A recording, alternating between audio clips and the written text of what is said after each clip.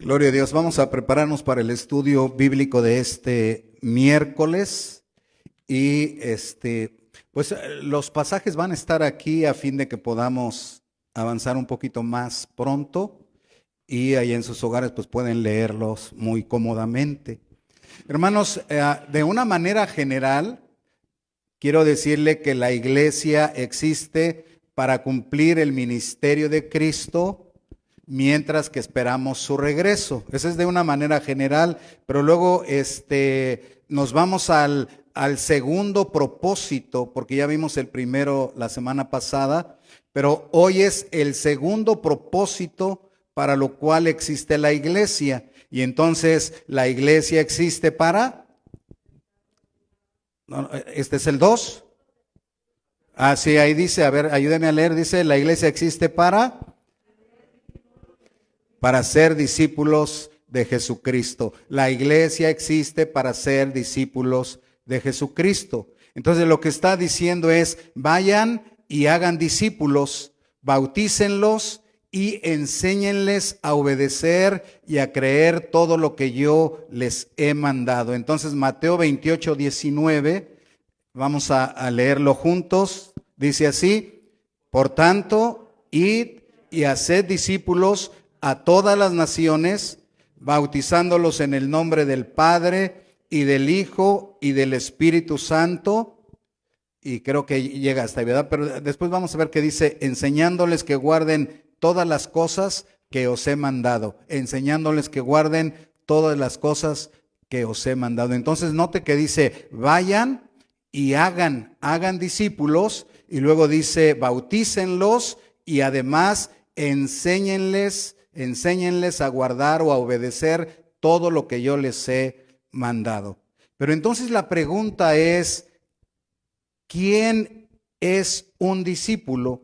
¿Quién es un discípulo? Y entonces vamos a leer, dice, discípulo, uno que aprende, sigue y quiere ser como el maestro. Discípulo, uno que aprende, sigue y quiere ser como el maestro. Entonces hay estas acciones, aprende, no da por hecho que sabe todo, más bien va a aprender, sigue, camina atrás y dice, quiere ser como el maestro. Un verdadero discípulo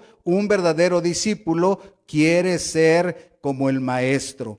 Entonces leemos en Mateo 10:25, si lo tenemos ahí vamos a leerlo, dice así: bástale al discípulo ser como su maestro y al siervo como su señor.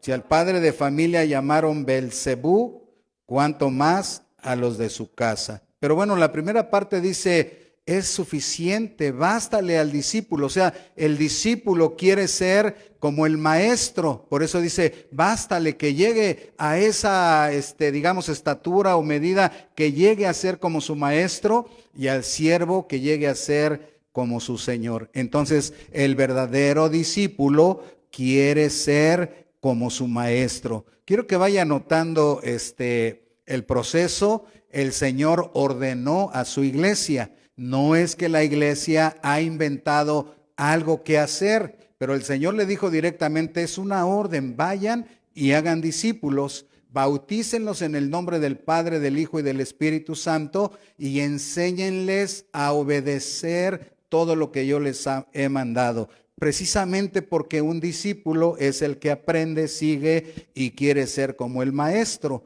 Y entonces decía yo que el verdadero discípulo quiere ser como su maestro. Ahora, quisiera pedirle al hermano Robert que nos brinquemos hasta el número 9, donde dice discípulos enanos, porque hasta aquí íbamos con, esta es la misión y esto es lo que el Señor quiere. Y un discípulo aprende, sigue y quiere ser como el maestro, pero ocurre que hay discípulos enanos. Si podemos leerlo ahí, dice discípulos, ¿cómo son? ¿Cómo son? ¿Cómo son? Otra vez, por favor, discípulos enanos son y son. Ahora présteme su atención. Hermanos, Dios no quiere creyentes que sean bebés espirituales toda la vida. Dios no quiere enanos que no desarrollaron toda su capacidad y todo su potencial. Nomás imagínese, cuando aceptas a Cristo Jesús como tu Señor, el Espíritu Santo te da nueva vida, te da vida de la vida de Cristo. Escúchelo y recíbalo. El Espíritu Santo te da vida de la vida de Cristo, por eso recibes vida nueva, vida eterna. Ahora, ahí comienza porque dice, es un nuevo nacimiento.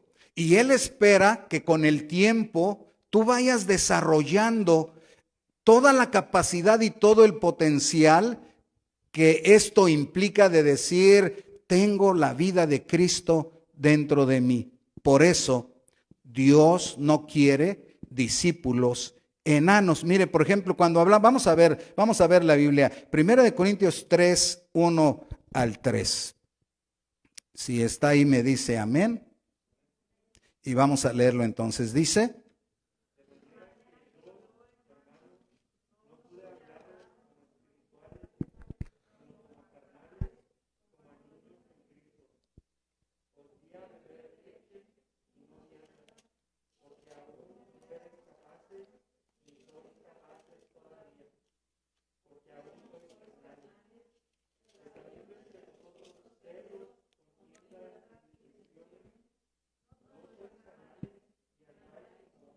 muy bien, revise lo que acabamos de leer. Dice, el apóstol Pablo le dice a la iglesia de Corinto, le dice, de manera que yo, hermanos, no les pude hablar como a creyentes espirituales, no les pude hablar como creyentes espirituales, sino como creyentes carnales. Y dice que ese estado de carnalidad es comparable como a niños en Cristo, como a niños en la fe. Pero ser niño en Cristo no es ningún problema. Cuando uno recibe a Cristo, nace de nuevo y es un niño en Cristo. Pero Él se está refiriendo a los creyentes que ya tienen años de oír, que ya tienen años de asistir y que dice, no les puedo hablar como a creyentes espirituales, dice, sino los tengo que tratar como niños en Cristo.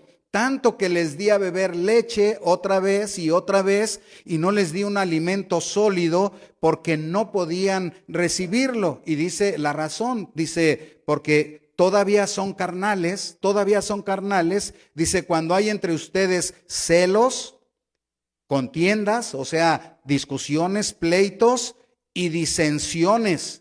Disensiones son desacuerdos, cuando normalmente estamos casi este tipo de creyente está en desacuerdo con todo, siempre encuentra una manera diferente de hacer las cosas, todas las cosas, y incluso en un estado, por ejemplo, que estamos aquí, decimos, oigan, que estaría muy bueno que, por ejemplo, nuestra celebración, esto y esto. A veces la persona va a estar siempre en desacuerdo. Pero bueno, estoy tratando de ser un poquito, ¿cómo se dice? Breve. Entonces, este estado de carnalidad quiere decir que la vida del creyente está controlada por la carne. Y por eso hay celos, envidias, discusiones, orgullo y desacuerdos. Pero luego dice que también los discípulos enanos son materialistas, ¿verdad? Son materialistas. Y Mateo 6, verso 31 al 33, ahí lo vamos a tener. Si ya lo encontró, usted diga amén. Digo, si ya está ahí, vamos a leerlo 31 al 33, dice, no os afanéis, pues, ¿qué? ¿O qué? ¿O qué?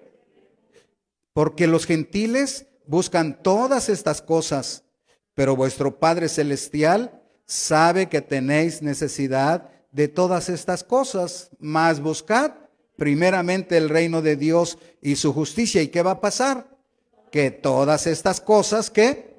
Os serán añadidas. Entonces, el discípulo enano es un discípulo materialista. Quiere decir que su pensamiento y su preocupación y sus prioridades están en las cosas materiales.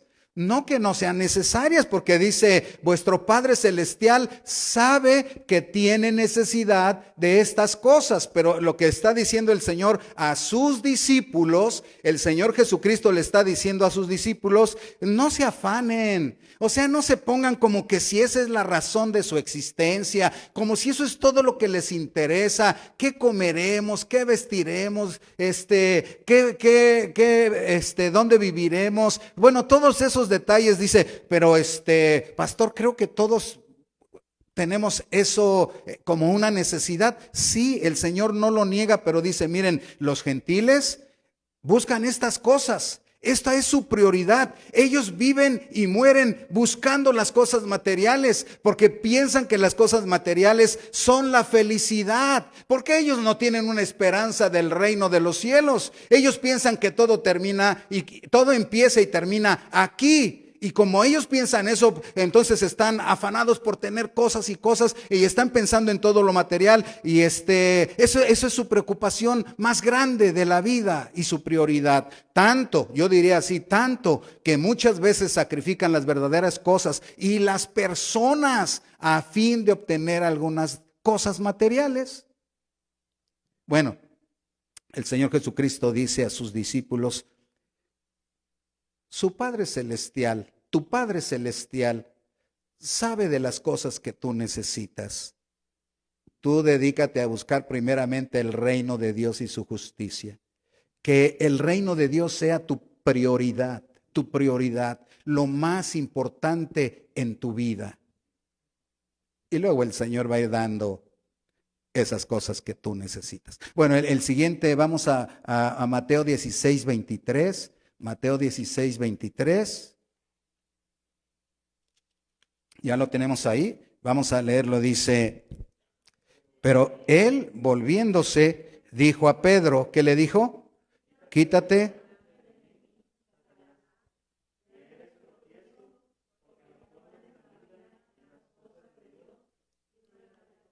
Fíjese lo que le dice el Señor, el maestro le dice a su discípulo. El maestro le dice a su discípulo Pedro, le dice, quítate de delante de mí, Satanás. Me eres tropiezo, me está haciendo obstáculo. ¿Y por qué, Señor? Si yo lo único que quiero es protegerte. ¿Se acuerda cómo nació este diálogo? Que el Señor les dice, saben que voy a ir a Jerusalén y voy a morir y voy a padecer, pero después de morir voy a resucitar. Y Pedro le dice, no, Señor, no, eso no puede pasar. Yo no estoy de acuerdo que eso vaya a ocurrir. Así que y dice que le empezó a reconvenir al Señor.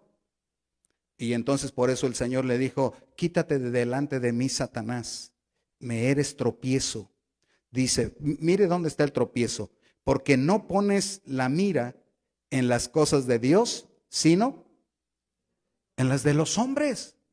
O sea, tu pensamiento es un pensamiento humanista, materialista, porque tú todo estás pensando aquí, Pedro. Tú no estás pensando en las cosas de Dios. Tanto os he hablado que el Hijo del Hombre vino a buscar y a salvar lo que se había perdido. Tanto les he explicado que es necesario que padezca y que muera, pero voy a resucitar para traer esa bendición para todos aquellos que crean, para traer la salvación. Pero todavía Pedro parece que no captaba bien el asunto. Y entonces Pedro está preocupado en su propia vida, en su conveniencia. ¿Qué va a pasar? O sea, habíamos pensado en algo diferente. Cuando él entró lo vimos como alguien poderoso, el Mesías, el que tiene todo el poder. Lo hemos visto realizar milagros tan gloriosos, tan grandiosos, que pensábamos en algo diferente. Ahora resulta que dice que va a morir y que ¿qué va a pasar con nosotros?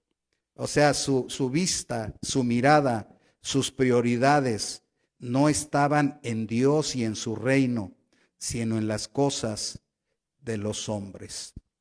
Y por eso este discípulo enano, pues le puedo llamar un discípulo enano. En este momento Pedro era un discípulo enano, porque su mira no estaba en las cosas de Dios, sino en las cosas de los hombres, tanto que se estaría convirtiendo en un discípulo dependiente dependiente. ¿Se acuerda que habíamos leído hace rato atrás? No les pude hablar como a gente de madurez. Tuve que hablarles como niños, como bebés, como infantes, porque todavía están en un estado de carnalidad y están buscando las cosas como prioridad máxima, las cosas de los hombres. Están pensando y se están volviendo en dependientes. Es decir, habla de niños. ¿Qué hace un niño, hermanos? ¿Qué hace un bebé? ¿Qué hace un bebé? ¿Qué puede ofrecer un bebé? Vamos a pensar, ¿qué puede ofrecer un bebé? La respuesta, ¿qué puede ofrecer un bebé? Alguien contésteme. ¿O qué puede hacer un bebé? Nada, nada.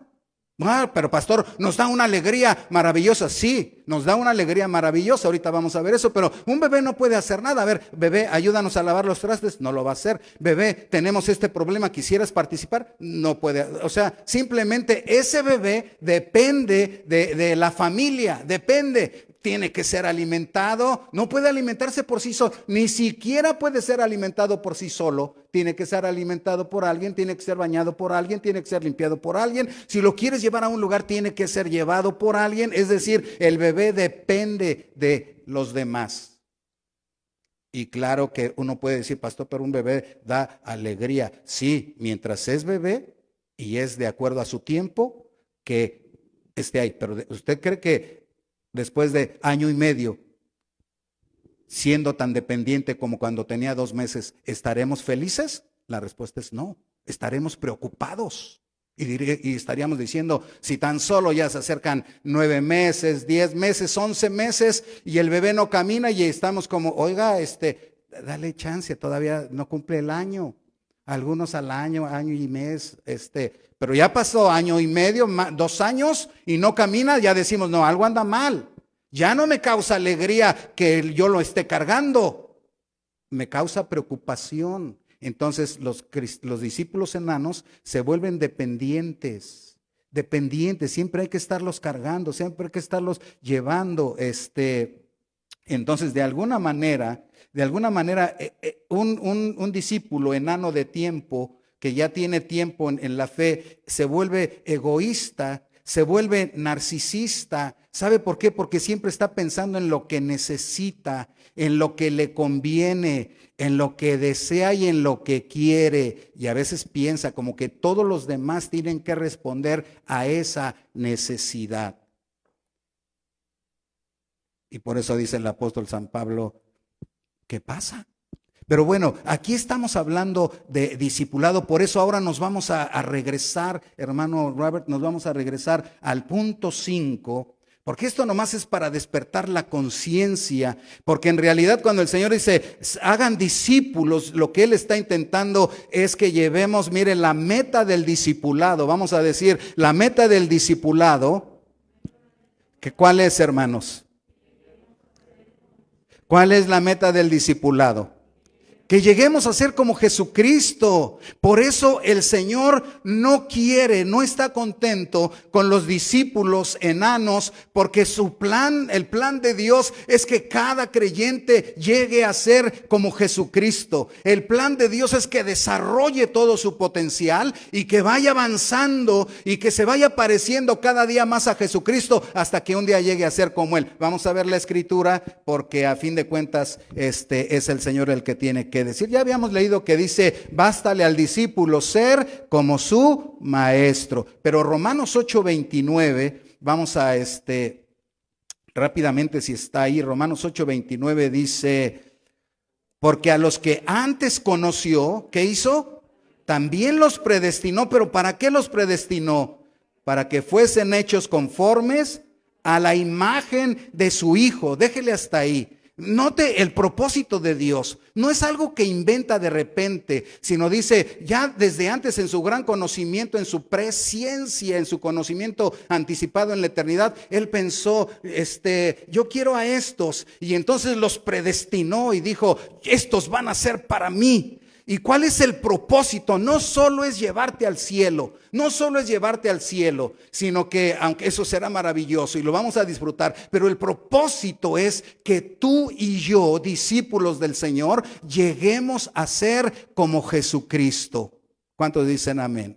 Y vámonos a Gálatas 4 porque vamos a ver la Biblia. La Biblia es la palabra de Dios que permanece para siempre. Gálatas 4:19 dice así: hijitos míos, por quienes vuelvo a sufrir, ¿qué? ¿Hasta qué, hermanos? Que Cristo sea formado en vosotros. Dice el apóstol Pablo, fíjese, aún el apóstol Pablo como servidor del Señor dice: mi trabajo, mi esfuerzo, mi enseñanza, mi oración, mi clamor, mi preocupación, todo lo que estoy haciendo por vosotros, dice, incluso lo siento como si fuera dolores de parto, como dolores de parto. ¿Por qué como dolores de parto? Porque quisiera que Cristo sea formado en cada uno de vosotros. ¿Y por qué quieres que Cristo sea formado en cada uno de vosotros? Porque el que pensó en ti en la eternidad y el que te predestinó para que tú llegues a ser como Jesucristo. Entonces ahora el apóstol Pablo dice: estoy tan preocupado y estoy trabajando y me esfuerzo. ¿Y cuál es mi meta? Que haya mucha gente o que haya mucha fama o que haya... No, mi meta es que Cristo sea formado en cada uno de ustedes. Vámonos a Efesios 4:13. Efesios 4:13 dice así: hasta que todos lleguemos a la unidad de la fe y del conocimiento personal del Hijo de Dios, a un varón perfecto y a la medida de ¿qué? De la estatura de la plenitud de Cristo. Hasta que todos lleguemos a la estatura de Cristo, así para que nos quede el concepto ya así sencillo. Hasta que todos lleguemos a la estatura de Cristo. Hermano, Dios te predestinó para que seas como Cristo. Dios te salvó para que seas como Cristo. Dios te envió el Espíritu Santo para que te desarrolles y seas como Cristo. Esa es la meta. Como creyentes y como discípulos tenemos que pensar: mi deseo es que yo llegue a ser como Jesucristo. Esa es la meta del discipulado. Así cuando el Señor dice: vayan y hagan discípulos de todas las naciones, está diciendo, traigan a gente, luego bautícenlos, enséñenlos, desarróllenlos para que Cristo sea formado en ellos. Pero esto requiere un proceso, hermanos. Esto requiere un proceso. El proceso del discipulado, o sea, porque aquí está, uno nace de nuevo en Cristo y acá está la meta es que yo llegue a ser como Jesús. En medio hay un proceso, hay una elaboración, así como cuando dicen, yo quiero hacer un pastel delicioso. Aquí están los materiales y existe un proceso de elaboración para lograr llegar a la meta. La meta es llegar a ser como Jesucristo y hay un proceso. Hay un proceso. En ese proceso hay algunos elementos muy sencillos. Dice, me ayuda a leer, dice. Vamos con más ganas, dice. Y enseñanza y obediencia a la palabra. En el proceso del discipulado se involucra compromiso con Cristo y su iglesia. Vamos a leer Mateo 28, 19 al 20. Dice así: por tanto, id y haced discípulos a todas las naciones. ¿Y qué vamos a hacer? Bautizándolos en el nombre del Padre y del Hijo y del Espíritu Santo. Además, enseñándoles que guarden todas las cosas que os he mandado. Hasta ahí déjele. Lo demás es una promesa maravillosa que Cristo siempre va a cumplir. Yo estaré con ustedes todos los días hasta el fin del mundo. Pero note cuando da esa promesa. No nada más debemos de cortar esa promesa. Señor, tú dijiste que estarías conmigo todos los días hasta el fin del mundo. El Señor va a decir: sí, pero yo te dije que cuando estuvieras haciendo discípulos, yo iba a estar con ustedes. Y claro que Él, bendito sea su nombre, siempre está con nosotros. Pero esta es una promesa que es parte de ese mandato que nos dio. de esa comisión, la gran comisión que el Señor nos dio, la gran tarea que el Señor nos encargó. Dice, vayan, hagan discípulos a todas las naciones, bautícenlos en el nombre del Padre, del Hijo y del Espíritu Santo. Y luego ya al final dice, y yo estoy con ustedes. No están solos, no van a estar a solos. Ustedes no van a hacer la tarea en su propia fuerza, sino que yo voy a estar con ustedes todos los días, en medio del coronavirus, yo voy a estar con ustedes todos los días hasta el fin del mundo, alabado sea su nombre. Pero mire lo que quisiera que notáramos aquí, es en este proceso de discipulado, ya dijimos que hay un compromiso con Cristo y con su iglesia. Compromiso con Cristo y con su iglesia. ¿Sabe por qué dice bautizándolos? O sea, sellándolos, comprometiéndolos con Cristo, con su causa y con su iglesia. Cuando la gente se bautiza, se compromete con Cristo y se compromete con su iglesia. Ahora, si no hay compromiso, escuche bien esta palabra, si no hay compromiso, no hay verdadero discipulado. Hay gente que dice así, mire, bueno, yo creo en Cristo, pero no me quiero comprometer. Yo le sigo a Cristo. No le sigues, perdóname. Perdóname que lo diga así tan directo y tan fuerte. Quizás pienses, suena hasta un poquito grosero, pero no quisiera que te mantengas en ese estado de discípulo enano, porque no te hace bien ni a ti ni al reino de los cielos. Y entonces aquí dice bien su palabra que tiene que haber compromiso. Por eso dice, hay que bautizarlos. Solo la gente cuando se entrega a Cristo se bautiza, y cuando se bautiza se hace parte de la iglesia y se compromete con Cristo y se compromete con la iglesia. Otra vez tengo que decir, hay gente que dice, yo creo en Cristo, pero yo no quiero ningún compromiso con la iglesia. No eres discípulo del Señor otra vez tampoco. Bueno, pero usted, ¿por qué me va a decir si soy o no soy? No, porque el que lo dice es el Señor en su palabra. Y aquí está diciendo muy claro que tenemos que bautizarlos en el nombre del Padre, del Hijo y del Espíritu Santo. Entonces tenemos que decirle ahí, cuando la gente se bautiza, me entrego a ti, Jesús, te recibo como mi Salvador, te hago mi Señor, te hago el dueño, fíjese, te hago el dueño de mi vida, quiero ser como tú, por eso me entrego y por eso me bautizo y por eso me comprometo con tu iglesia.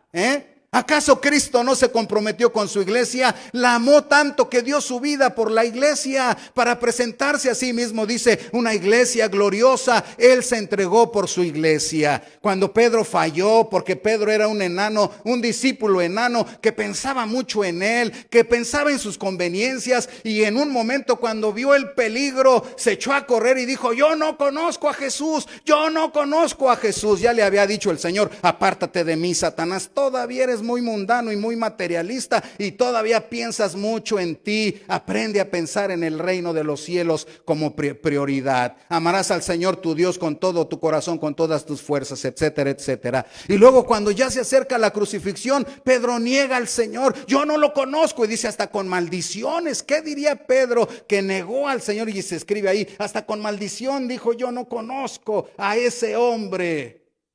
Y cuando el Señor regresa resucitado y lo enfrenta, ¿me amas, Pedro, más que todos estos? Tú sabes que te amo, Señor. 3 veces para recordarle las 3 veces que lo negó. Pero ¿sabe qué le dice el Señor?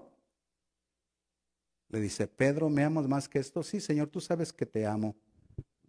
Apacienta mis ovejas, Pedro. O sea, no estés tan preocupado por ti. ¿Qué va a ser tu futuro? ¿Cuál va a ser tu fama? ¿Tú a qué vas a llegar? ¿Qué vas a lograr como uno de los apóstoles? No estés pensando en eso.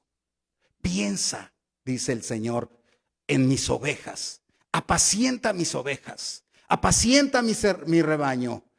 Ponte ahí al servicio de la gente. Y entonces le está diciendo de otra manera, comprométete con mi iglesia.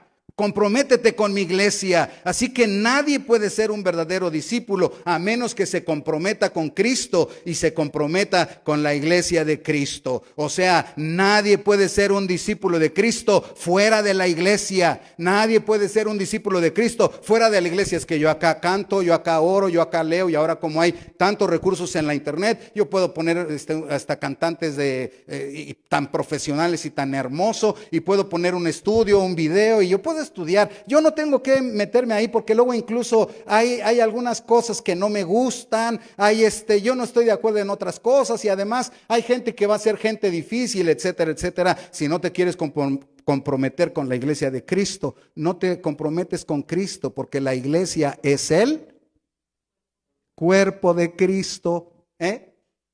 Nomás imagínese, yo quiero un trato contigo, pero no con esto, desprecio esto, me parece que, no se puede, es una locura. Por donde le vea la gente, nomás es cuestión de un poquito yo diría que hay un poquito de lógica. ¿Cómo puedo decirle, yo tengo interés en tu cabeza, pero para nada en tu cuerpo? Imagínese que yo le dijera a mi esposa, oye, me quiero casar con tu cabeza, pero no con tu cuerpo.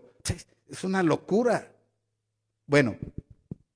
Entonces, dice también que este proceso del discipulado requiere compromiso con Cristo y su iglesia. Hoy por hoy la iglesia necesita compromiso, hermanos. Necesitamos comprometernos. Una de las debilidades de la iglesia de esta generación en todo el mundo es la falta de compromiso con la iglesia misma. Y bueno, voy a avanzar. Enseñanza y obediencia. El discípulo aprende de su maestro. Por eso debe obedecer. El discípulo aprende de su maestro, por eso debe de obedecer. Otra vez, sin obediencia no hay discipulado. Sin obediencia no hay discipulado. ¿Cómo usted ya me está cayendo hasta un poquito mal? ¿O acaso no lo dijo el Señor? ¿No lo dijo el Señor que si había sido escrito en el libro de los profetas, este pueblo de labios me honra, pero su corazón está lejos de mí? No todo el que me diga Señor, Señor, Señor. Así que la obediencia es parte del discipulado. O sea, si no hay obediencia no va a haber discipulado, es la verdad. No se va a lograr. La enseñanza está en la palabra de Dios para que nuestra obediencia sea al Señor. Nuestra obediencia sea al Señor, no a los líderes, no al pastor. Porque ya hemos visto los abusos que pueden ocurrir, La reforma vino porque los líderes de la iglesia de ese entonces abusaron de su autoridad espiritual, y más que autoridad espiritual, tomaron hasta autoridad política, etcétera. Hoy por hoy, también este movimiento tremendo de apóstoles que se desató ha causado un terrible daño a la iglesia porque se sienten con una autoridad mucha más que al Señor. Por eso aquí la obediencia es a la palabra de Dios, para que la obediencia sea al Señor y no a los hombres.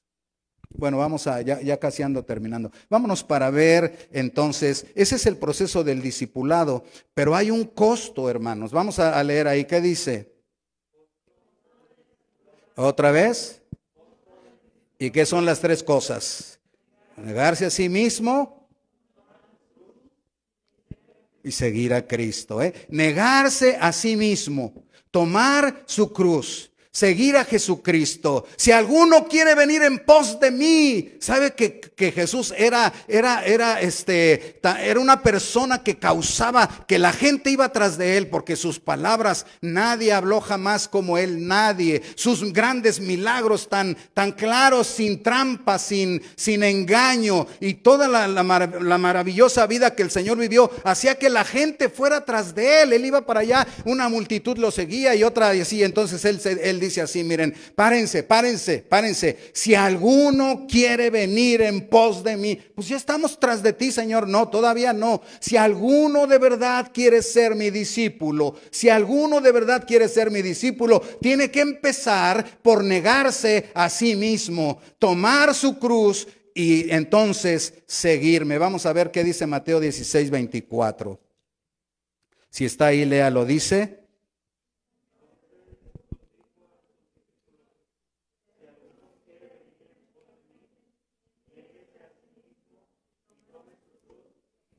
¿Mm? Entonces Jesús dijo, ¿a quiénes? A sus discípulos, a sus discípulos, ¿quieren ser discípulos? Es lo que está diciendo. Se dirigió a ellos. Si alguno de ustedes quiere venir en pos de mí, o sea, si alguno de ustedes quiere seguirme, dice, niéguese a sí mismo, tome su cruz y sígame. Muy breve le voy a explicar qué significa niéguese a sí mismo, muy brevemente. Niégate a ti mismo. Quiere decir, deja de vivir tu vida egoístamente. Deja de vivir tu vida egoístamente, pensando solo en lo que te conviene, solo en lo que te agrada y solo en lo que quieres. Eso es, niégate a ti mismo. Puedo abundar más, pero creo que si captamos ese concepto, dejar de vivir egoístamente, dejar de pensar en lo que me conviene, me gusta y me agrada. Siempre es lo que hacemos. Pero el Señor llega y dice, tienes que negarte a ti mismo. Y luego dice, toma tu cruz. Es decir, escuche, toma tu cruz. Por eso estos mensajes no se predican hoy, porque no es algo que gusta oír, ¿verdad? Quizás ahorita sería, ¿qué se dice? No vas a sufrir nada, ya ha oído usted de pare de sufrir, la idea es no sufrir. La teología de la prosperidad es todo te va, no hay enfermedad, no hay dinero, todo te va a salir bien, pero el Señor dice, toma su cruz. O sea, ¿qué quiere decir toma tu cruz? Está dispuesto al sacrificio y está dispuesto al sufrimiento. Está dispuesto al sacrificio y está dispuesto al sufrimiento. Y no solamente eso, ¿sabes qué? Vas a perder algunas cosas. Vas a perder algunas cosas. Ya este evangelio no me está gustando. Porque a mí me gusta el evangelio donde me dicen que todo va a estar bien, que todo va a marchar maravillosamente, que voy a tener muchas riquezas y que va a ser una felicidad enorme, pero resulta que Jesús está diciendo que para empezar tengo que renunciar a mí mismo porque soy un egoísta y eso ya me molestó un poquito, pero no solo eso, ahora Jesús me dice que tengo que estar dispuesto a sacrificarme, lo cual no me gusta sacrificarme. Yo quiero que la gente se sacrifique por mí, yo quiero que en casa todos hagan lo que está bien para mí, pero yo no quiero dar, yo quiero recibir. A mí no me gusta sacrificarme y no me gusta sufrir. ¿A quién le gusta sufrir? Y Jesús dice que tome mi cruz y que esté dispuesto a sufrir. Y me dice que voy a perder. Que voy a perder. Porque todo aquel que quiera salvar su vida la perderá. Pero aquel que la pierda por causa de mí, la va a encontrar en verdad. Y dice, sígame, sígame. ¿Qué significa sígame? Sencillamente dice, vivan el evangelio. Vivan el evangelio, o sea, obedezcan la palabra, pónganla en práctica. Si les doy unas instrucciones, entonces hagan lo que les digo. ¿Sabe cómo se desarrollaba esa idea de discípulo? Es que el maestro tenía su discípulo, el discípulo quiere aprender, el discípulo quiere seguirlo y el discípulo quiere ser como el maestro. Entonces el maestro, ¿se acuerda cómo actuaba Jesús? Les decía, pónganse de 2 en 2 y vayan a predicar el evangelio y luego cuando lleguen a una casa hagan esto y al regresar me van a reportar. Se fueron. Y luego, maestro, ocurrió esto y él les estaba preparando. Entonces, la iglesia de hoy necesitamos aprender de corazón a seguir la palabra de nuestro maestro. De corazón cuando él nos diga, haz esto, hacerlo no después de 5 meses o después de 1 año, sino hacerlo al momento, porque eso nos va a desarrollar como discípulos. Por eso el Señor Jesucristo dice, si alguno quiere venir en pos de mí y quiere ser mi discípulo, entonces niéguese a sí mismo, de otra manera no va a ser. Tome su cruz, porque saben que si ustedes me siguen van a sufrir. Si ustedes me siguen van a tener que sacrificar algunas cosas y hasta van a perder algunas cosas. Y luego síganme. Sí, Señor, yo te sigo, dice, no es que físicamente andes aquí, es que me obedezcas. La obediencia es la práctica verdadera del discipulado. Entonces, finalmente, ya estoy terminando. Una vez más quiero decir que el discipulado debe de comenzar en casa, hermanos. El discipulado debe de comenzar en casa, no en la iglesia, en casa. 1 hora o 2, cuando mucho. Y una parte de la enseñanza son 40 minutos. Si el pastor se alarga a veces 1 hora, pero 40 minutos. Luego, después nos saludamos y nos vamos. Se acabó. ¿Qué clase de discipulado puede haber así?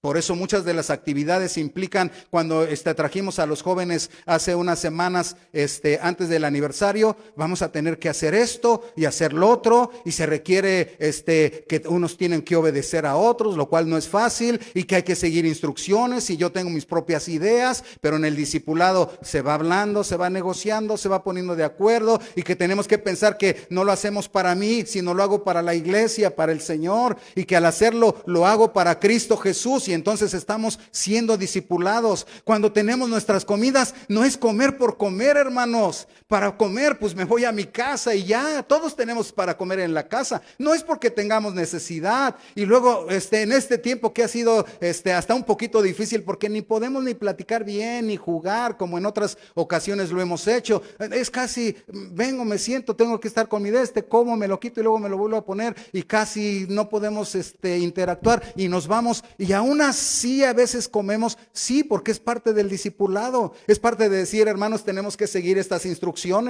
Y no nos gusta, ¿a quién le gusta andar ahorita así? Es molesto. Y luego vamos a tener cierta distancia y no podemos jugar y no podemos reírnos y no podemos acercarnos y pero es parte del discipulado, porque me está enseñando a que por amor a mis hermanos soy capaz de sacrificar alguna conveniencia o algo que para mí fuera diferente y confortante. Entonces, todo lo que se hace es discipulado, pero estaba diciendo que el discipulado comienza en casa. Y vámonos porque ya quiero terminar. A menos que quieren que le siga, ¿le sigo? Bueno, vamos a terminar. Comienza en casa. Número 1, oren por ser, aquí vamos, ayúdenme a leer, dice, ¿qué? Vamos con ganas para que yo esté terminando. Dice, muy bien, luego, y luego, eso debe de pasar en los hogares diariamente, hermanos, diariamente. Por eso creo firmemente que el coronavirus Dios lo permitió para encerrarnos un poquito en la casa y precisamente algo tenemos que hacer. Y qué bueno, Dios nos está llamando, ojalá que obedezcamos. A los discípulos se les dice, pónganse a orar diariamente. Sí, maestro, voy a orar diariamente. El que no es discípulo va a decir, pues no tengo ganas. Ok, no tiene ganas. Entonces, el discipulado comienza en casa. Oren diariamente por ser como Jesús. En la familia se tiene que oír, Señor, haznos como Cristo. Espíritu Santo, transfórmanos. Señor, nuestro carácter. Yo soy irascible, yo soy echalón, yo soy chillón, yo soy muy pacífico. Pero Señor, contrólanos para que podamos convivir aquí en el hogar. Señor, que no digamos lo que se dice, yo soy así, me conocen. No, tú tienes que ser como Jesús de Nazaret.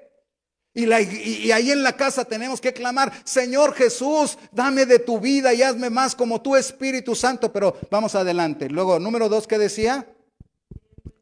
¿Qué dice el número 2?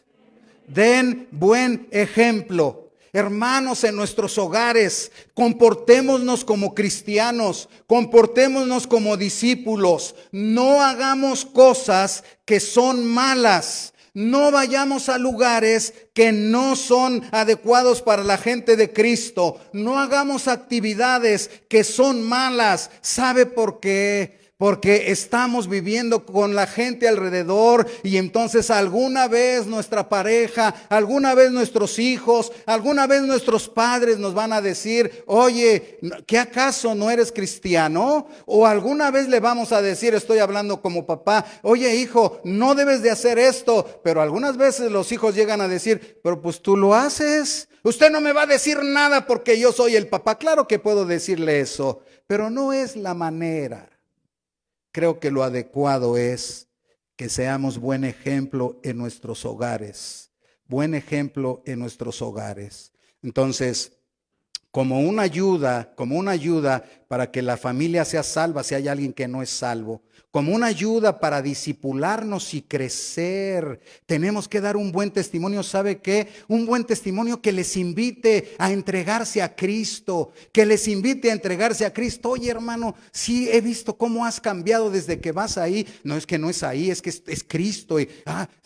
Me interesa porque sí, tu tipo de vida me está llamando la atención, me está invitando a entregarme a Cristo. Entonces los hijos, si alguno de los padres no es creyente, empiezan a someterse, empiezan a ayudar en casa, empiezan a participar. Seguramente papá o mamá va a empezar a decir, pues como que la verdad no me gusta su religión, como ellos dicen, no me gusta su religión, pero he notado algo positivo, algo está pasando y Dios empieza a obrar en este ejemplo.